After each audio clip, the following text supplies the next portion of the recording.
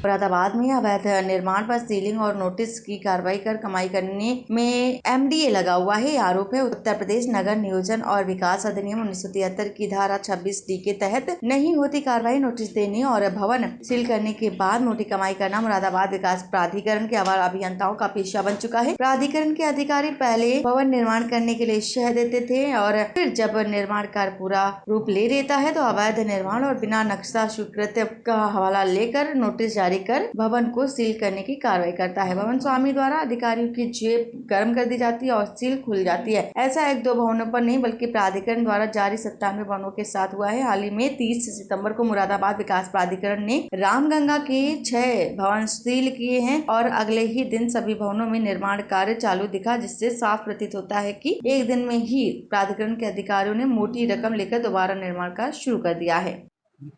तो पवन जी, एमडीए को लेकर आपने एक शिकायती पत्र दिया है, मतलब तो क्या पूरा प्रकरण है? ऐसा है, मुरादाबाद विकास प्राधिकरण द्वारा लगातार मीडिया के माध्यम से पता चल रहा है कि अवैध जो इमारतें हैं, जो अवैध कॉम्प्लेक्स हैं, जो अवैध भवन हैं, उस पर बड़ी तेजी से कार्रवाई कर। ये कुछ नया नहीं है, प्रोपेगेंडा है, केवल एक कमाई का जरिया है। उसके पीछे कारण क्या है कि उत्तर प्रदेश नगर नियोजन विकास अधिनियम 1973 में स्पष्ट ये आदेश ये है कि जो आप सील लगा रहे हैं, जो आप नोटिस प्रिय कर रहे हैं, जो भवनों का आप ध्वस्तीकरण दिखा रहे हैं, वो एक फर्जी कार्रवाई यूं मानी जा रही है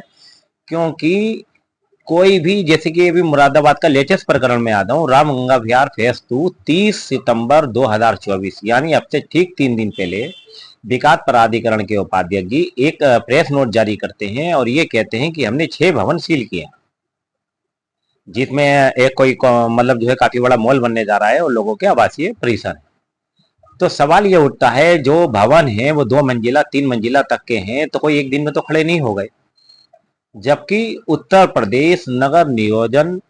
विकास अधिनियम 1973 की धारा 26D ये बात कहती है कि जो भी अवैध निर्माण हो रहे हैं तो उस संबंधित एक वरीय अभियंता, ये जेई होता है, एक सक्षम अधिकारी होता है जो इस बात की निगाह रखता है कि उसके क्षेत्र में कोई भी अतिक्रमण न होने पाए, कोई भी गलत निर्माण न हो। तो उसके पास ये दायित्व होता है कि वो उसको तत्काल रोके, और तत्काल रोकने का कारण ये है, कोई भी अगर अवैध निर्माण खड़ा होता है तो उसका ध्वस्तीकरण होना है। उसमें मतलब जो है बुलडोजर भी जाएगी, पुलिस प्रशासन भी जाता है, वहां के भी अधिकारी जाते हैं और जनता का विरोध भी झेलना पड़ता है, कभी कभी बड़ी घटनाएं हो जाती हैं और उसमें जनता का भी नुकसान होता है। तो ये लोग क्या करते हैं, नोटिस की आड़ में नोटिस खेलते हैं और सदोष लाभ प्राप्त करते हुए सरकार को सदोष हानि पहुंचा रहे हैं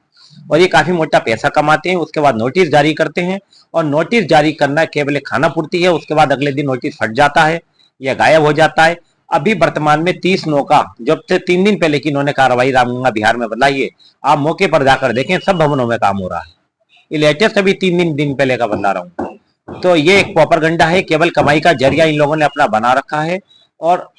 कार्रवाई के नाम पर केवल पैसे कमा रहे हैं ये लोग, क्योंकि इसके अंदर 26D ये कहता है कि जिस कर्मचारी ने गलत अगर निर्माण होने दिया तो आप उसके खिलाफ कार्रवाई करेंगे। ऐसा मामला राजेंद्र प्रसाद अरोड़ा बनाम उत्तर प्रदेश राज्य हाई कोर्ट की एक याचिका है 46/33/2019 में खंडपीठ ने स्पष्ट आदेश दिया है और माननीय उच्चतम न्यायालय समय समय पर बताता रहा है कि अगर अवैध निर्माण हो रहा है तो ये उत्तर प्रदेश राज्य और संबंधित अधिकारियों की बगड़ बीनी भगत के नहीं हो सकता। यही गेम यहाँ पे नोटिस का खेल चल रहा है। अब ये करते क्या है, दूसरी कमाई और करते हैं, ये करते हैं कि जो अवैध निर्माण है नक्शे के विपरीत बनाया गया है, हम लोग जो है इसका ध्वस्तीकरण करेंगे और शमन शुल्क प्राप्त करते हैं। शमन शुल्क और ये नोटिस का खेल क्या है, उसके अंदर क्या होता है, शमन शुल्क इस बात का होता है, जो नक्शे के विपरीत आपने जो भी निर्माण किया गया है उस निर्माण को तोड़ा जाएगा, इस बात का शमन शुल्क लिया जाता है, यानी तो खर्चा होता है। पर ये शमन शुल्क तो प्राप्त कर लेते हैं और सील भी खुल जाती है, पर उतने प्रतिभाग का जो अवैध निर्माण हुआ उसका शमन कभी नहीं किया जाता। इनके नोटिस, ताजा नोटिस उठाकर देख लिया, मौके पर जो इन्होंने भवन सील किए हैं इससे पूर्व में और वर्तमान में, आप उससे मिला लें, इनके ही कागजों पर इनकी काली कारगुजारी सामने आ जाएगी। मुरादाबाद से रेहान अंसारी की रिपोर्ट।